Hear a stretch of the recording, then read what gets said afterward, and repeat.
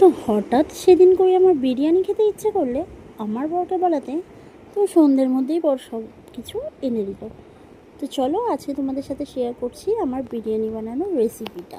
তো ফার্স্টেই আমি পেঁয়াজগুলোকে ভালোভাবে কেটে নিয়েছি আর প্রেশার কুকারের মধ্যে আলুগুলোকে দিয়ে তার মধ্যে একটু হলুদ আর পরিমাণ মতো নুন দিয়ে 3টে সিটি ফেলার জন্য আঁচটাকে জোরে করে দিয়ে গ্যাসটাকে জোরে করে দিয়ে 3টে সিটি ফেলে নেব।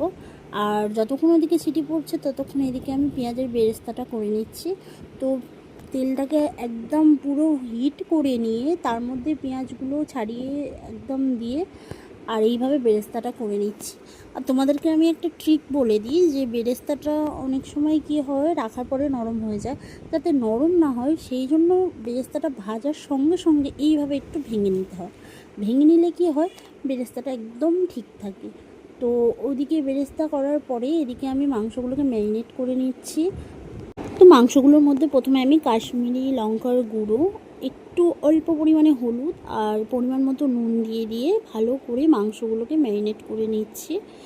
আর একদম ভালোভাবে ম্যারিনেট করে নিতে হবে, মশলাগুলোকে নিয়ে খানিকক্ষণ রাখতে হবে। তো কিছুক্ষণের জন্য আমি রেখে দিলাম। আর এদিকে উষ্ণ দুধের মধ্যে একটু কেশর, একটু গোলাপ জল, একটু মিঠা আতর, একটু কেওড়া জল দিয়ে আমি এটাকে ভালোভাবে মিশিয়ে নেব।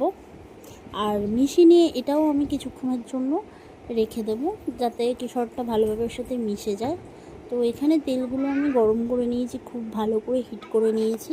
তেলটাকে হিট করার পরে মাংসগুলোকে আমি এক এক করে এর মধ্যে ছেড়ে দিচ্ছি। মাংসগুলোকে দিয়ে গ্যাসটাকে একটু মিডিয়াম করে দেবো। আর মাংসগুলো একটু মিডিয়াম আঁচেই ভাজলে ভালোভাবে সিদ্ধ হয়। আর এদিকে আমি কি করেছি, ভাতের চালটা যেটা রাইসটা ছিল সেই চালটাকে আমি আধা ঘন্টা 1 ঘন্টা আগে ভিজিয়ে নিয়েছিলাম। তারপরে চালটা ভালোভাবে ধুয়ে জল পাল্টে বসিয়ে দিলাম। আর চালের মধ্যে আমি দিয়েছিলাম পরিমাণ মতো নুন আর একটা পাতিলেবুর রস, গোটা গরম মশলা কিছু দিয়েছিলাম, আর তার সাথে এক টুকরো একটু জয়িত্রী দিয়েছিলাম আর গোলমরিচ দিয়েছিলাম। দিয়ে ভাতটাকে আমি বসিয়ে দিলাম। দিয়ে আর পাতিলেবুটা দেওয়ার এটাই কারণ যাতে চালটা একটু ঝরঝরে হয়। আমাদেরকে তো 80% করতে হবে ভাতটা, আমি 80% করে নেব। তো চালটা যাতে একটু ঝরঝরে হয় বা ভাতটা ঝরঝরে হয় সেই কারণে পাতিলেবুর রসটা দেওয়া।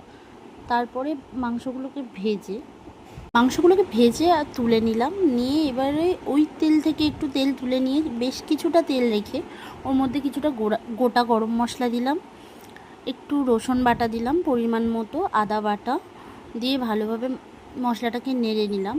আর এখানে দিয়ে দিলাম আমি দই, টক দই পরিমাণ মতো, গ্রেভির মতোই দইটা দিতে হবে। টক দইটাকে ফাটিয়ে দিলে